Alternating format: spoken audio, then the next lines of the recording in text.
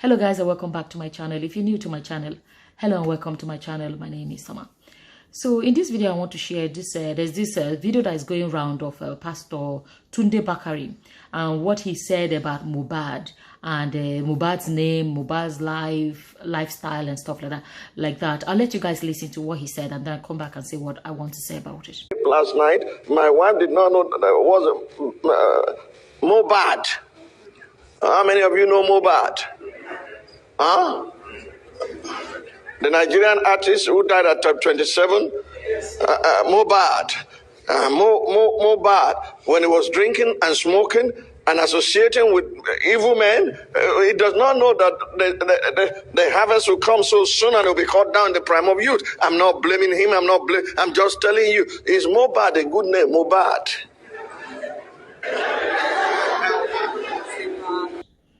Yeah. I just feel like, to be honest, you see, if care is not taken, right, the focus will be removed from the so-called alleged hospital malpractice, right, and the bullying they said the boy experienced. Now, to even talk about the name Mohbad, he himself, there was an interview in which they asked him about that name, and he explained it. I'll let you guys listen to him himself. The stage name should be back. Then when I hit up to the studio, I recorded a song with my producer. Then it's my first song. I did the second song, and the third song I just said, bro, I'm on YouTube, bro. Like in my hood, like I'm fucking like you forced to bring something nice out. So then I said, bro, you are bad, so bad. So like, okay, Mohbad. I was like, okay, Mohbad. And whenever they want to call me Mohbad, I would be like, bro, don't call me Mohbad. That's crazy. Just call me my name. Because that name said, that go vex. She grew up. So I now later came up with, you can do something good out of something bad. So I now calm down with Mohbad, and I wanted to do something nice. So I came up with M-O-H, Mo. That's in Yoruba. Mo, M-O-H. And the B is bright. The A is and D is destined. Bright and destined. You can hear clearly from the way he explained it that he didn't like the word bad. So he changed it and he said bright and something like that. And he changed it to something positive. He himself didn't like it. You see how he explained it, that they were saying to him, wow, this guy is bad. Like, oh, bad, oh, like you. And when they say that, it's like, wow. He himself chose to change it so that it can become a positive thing. You hear him using the word imole, light. Okay. That is what the pastor talked about. You know, let me tell you guys why it's kind of disappointing is the fact that the pastor didn't even address the aspect of what happened to this boy in the hospital.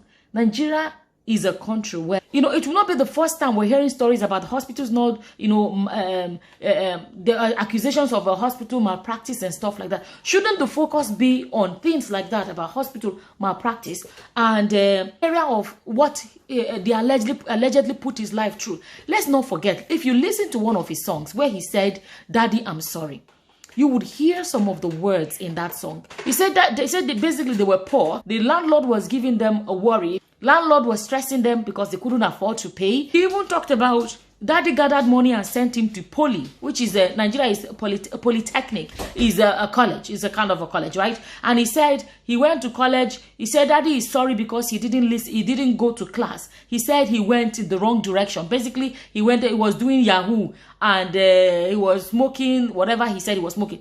And then he said something about Omo pastor to warn you. How did he say? Omo pastor to warn you. That's Yoruba language saying that pastor's child has entered the world. Entered the world in this context is, you know, has gone astray, has gone on the wrong path. If you hear that and he's saying, "Daddy, I'm sorry," you will hear that in that his voice. I mean, you will hear that his message is that he is sorry about this change in his life. And don't forget that he himself said it. He chose to leave Malian records. He chose to leave them. And there was an interview where they were talking to him and he said something about, you know, he doesn't drink, he doesn't smoke, he just wants to be in his house. That he's not like most artists that they want to party and whatever. He likes to just stay in his house and just focus on writing of his songs.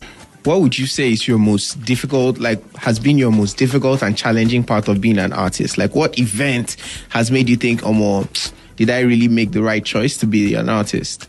Because the only thing is just I don't really move like an artist like the other artists, you understand, but most people don't know. How do you move? In what way? How do you move, Mohbad? No, I move like me. Just how does Mohbad move? I'm always at home. I always want to be at home. You know, other artists Doing want to music, recording. Yeah, everybody wants to be everywhere, so I'm nowhere to be found. I'm always in the studio, so most people don't know. So he was 27-year-old, may have chosen some wrong paths in life. Who hasn't at one point or the other? So, you know, he was with Malian record, which people are now saying that the Malian record involved drinking and smoking and all of those. When I say smoking and doing all of those things, he allegedly left the Malian record because he wants to choose a different path for his life. And it is sad that a pastor would hear the whole story and leave every other aspect of this story and just focus on his name, the name that he has explained the reason behind it, and his lifestyle. You know, when the boy has already said that he changed his lifestyle. To be honest, I just feel like it's unfortunate that of all the things that he could have talked about, he just, let's not forget. You see, if he's saying he did not know his life would be cut short, nobody knows. Let me tell you guys, since this thing happened to this boy, I don't know him. Never met him, didn't even know his songs. Only that KPK one. La, la, la, la, la, la, la. I've heard the song before, but I never knew anything about who sang it. I don't know where I heard it, but I never knew who sang it. But as a human being, no matter who, when somebody's life ends, it's a time for it's a time for reflection. Today now I spent time on my community tab just posting funny things because I wanted to kind of lighten the mood and just kind of like, because this guy, you know, if you've been watching my videos, you see I posted back to back, you know, about his story. And I feel it. As a human being, I feel it. The fact that he went into a hospital and the next minute his life is gone. Just like that. It makes me sit back and reflect on the fact that a lot of us, we cannot brag as to why we are still alive. He's saying he did not know his life would be cut short, as if his life or his name is why his life was cut short. Nobody knows. Those of us that are alive talking today, what we can do is pray. Nobody knows when their own end could come. Anybody's end can come like that. And it's not because you're more special than the other person. That's not what it is. You know? I don't know that the harvest will come so soon and will be cut down. And he said that the whole church was laughing. You know, when we don't know when our end will come. None of us knows. This life, let me tell you guys, we can carry our Bibles from here, you know, till the cows come home. If we are going to be honest, we will tell ourselves that there are some parts we do not understand. There are some things about life that we'll sit down and we just don't understand. We're just kind of going along with, okay, oh, we believe this Bible. But there are some aspects we sit down and say, we don't understand. I have gone to hospital and seen young children, 2-year-old, 3-year-olds, dying slowly, painfully of cancer. Tell me what a 2-year-old would have done differently. That's why I tell you, there are some things we cannot claim we have the answers to. We are carrying our Bibles, we believe, those of us that are Christians. But if we're going to be honest, there are some things that we cannot explain. Can anybody explain to me why? Not even that a 2-year-old is dying, right? But the 2-year-old is dying slowly and painfully. What would the 2-year-old must have done wrong? I just feel like it's sad. It's sad because he's a pastor with a big platform. And maybe there's another part of the video, but there was no aspect of our healthcare system in this country is bad, though. You know what I mean? What about, no, it's about as if there are no Christians, born again Christians that know they miss church, that their lives is cut short. As if, you know, I just feel like, to be honest, I don't know. You see, I'm a very sensitive person. When I say sensitive, not sensitive, I'm not saying sensible. I say sensitive. Like I feel things, you know, I feel things deep. I don't know how to say it.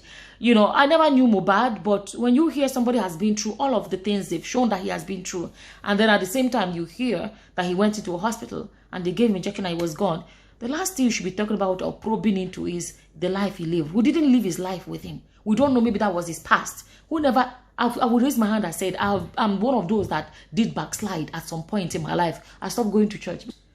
You understand? So when I did that, so for a boy, he's only 27-year-old man. You understand? So 27-year-old man. And like, it's just, I don't know. I don't even know what else to say, guys. I don't even know what else to say, guys. I just wanted to share that with you guys. As always, whatever your opinion is about what I just shared, please leave them in the comment section below. And don't forget to give my video a thumbs up. With that, I'm going to say thank you for watching. Until the next time, guys. Bye-bye. Bye.